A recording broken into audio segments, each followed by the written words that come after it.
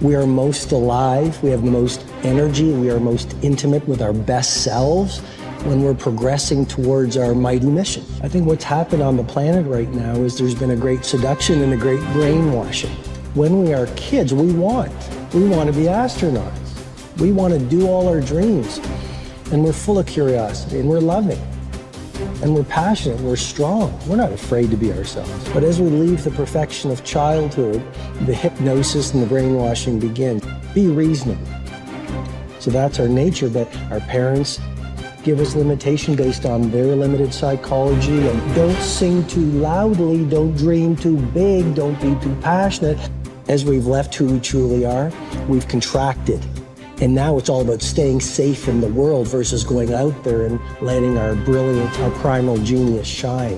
And a lot of people just have stuffed that pain of disappointment and their doubt really deep inside, and they just are addicted to distraction and escapes because they don't want to deal with their potential that they've denied. What's the most important key to success? I think it's hunger. It's not getting satisfied. A hunger that doesn't go, a hunger to learn, a hunger to grow, a hunger to serve, a hunger to give, a hunger to create breakthroughs. Most people are hungry until they make a certain amount of money and then they get comfortable. And there's nothing wrong with that, but it's not about the money. It's not about the business. It's about your growth. Because every one of us either grows or dies. People ask me all the time, what does it take to be happy? I say one word, progress. Progress equals happiness, because achieving a goal feels good for how long? A week, a month, 3 months, and then there needs to be something else. And the reason for something else is because you gotta grow. I want to find more. All I can. And in that sack of you have to dive in that to find more. Because if you're not willing to go in there and face yourself, not gonna find anything. You're gonna live right here on surface, man, right here on surface. So if there is an ending to this world and there is somewhere to go and there's a judgment, you're gonna get there and you might see a chart. And that chart may tell you who you should have been. And now you get the rest of your life to think about that. Now I could have lived a much better life if I just would have just suffered a little bit more. Success is not gonna show up at your front door and knock on it and say, here I am. It's not coming to look for you. In fact, success is not thinking about you. Success is already doing its job. You got to be willing to do your job. Each and every day that you are breathing in this world, each and every day that you are doing something in this world, you should be focusing on getting better, not worse. You should be understanding that, hey, I can't be this same person on a day in, day out type of way. I got to keep focusing and going further and going harder and going stronger and pushing myself till there's nothing else left to push forward. So now's the time for you to hit the gym of your life and start exercising your self-discipline muscle. No more talk, no more excuses. From this moment forward, it's all about massive execution. Will there be days that you don't feel like it? Yes.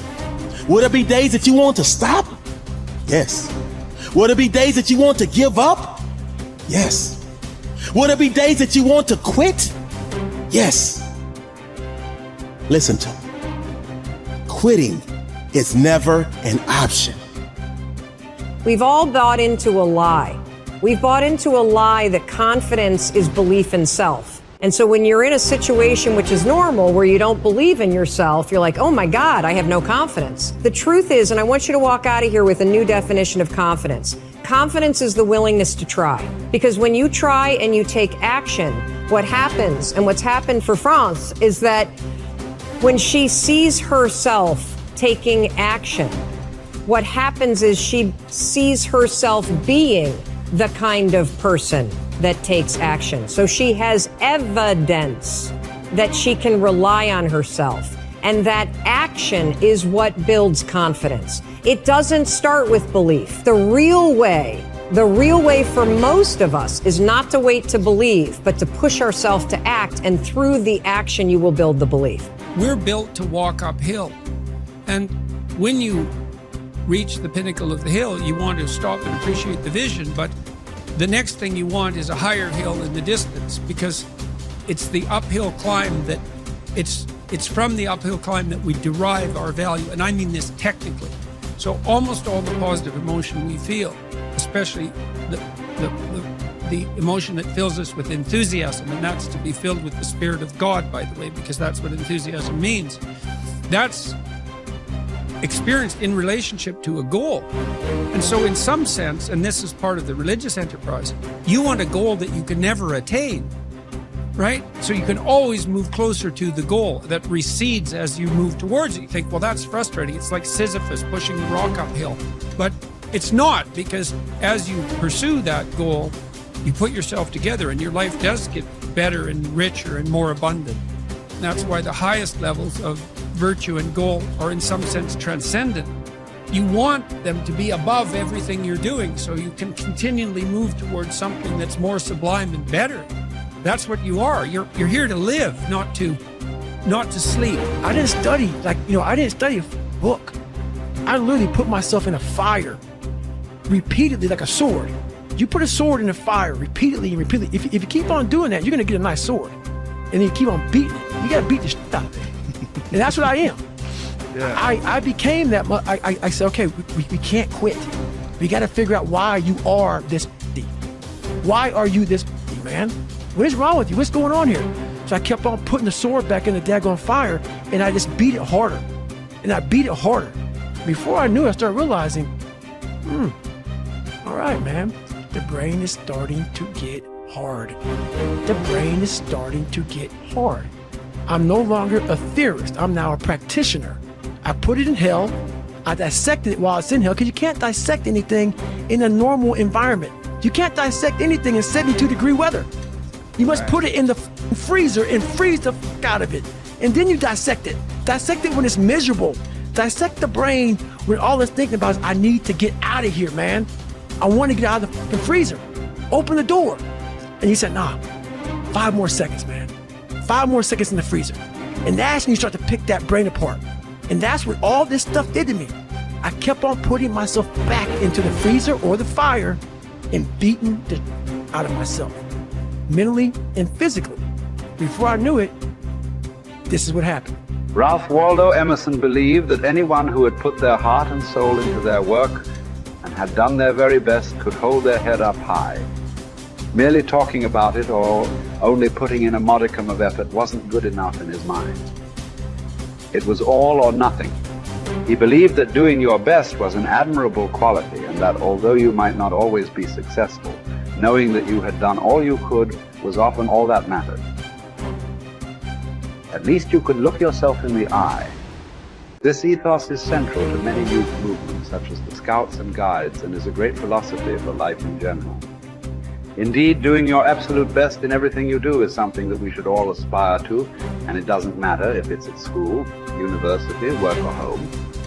If you think about it, doing your best is also central to self-reliance, because it allows you not only to test your capabilities, but also helps you to learn and therefore extend them.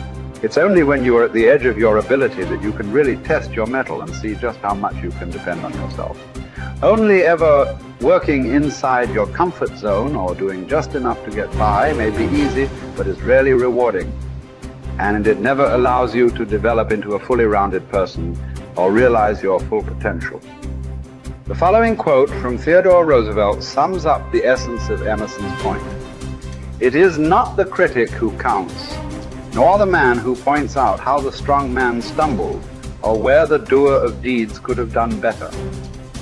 The credit belongs to the man who is actually in the arena, whose face is marred by dust and sweat and blood, who strives valiantly, who errs and comes up short again and again, who knows the great enthusiasms, the great devotions, and spends himself in a worthy cause, who at the best knows in the end triumph of high achievement, and who, at worst, if he fails while daring greatly, so that his place shall never be with those cold and timid souls, who know neither defeat or victory. When you are working on your next task, give it your full concentration and really put the effort in to produce the best possible end result. Even if it doesn't lead to glittering success, you should be proud of yourself for doing your very best. No man fails who does his best.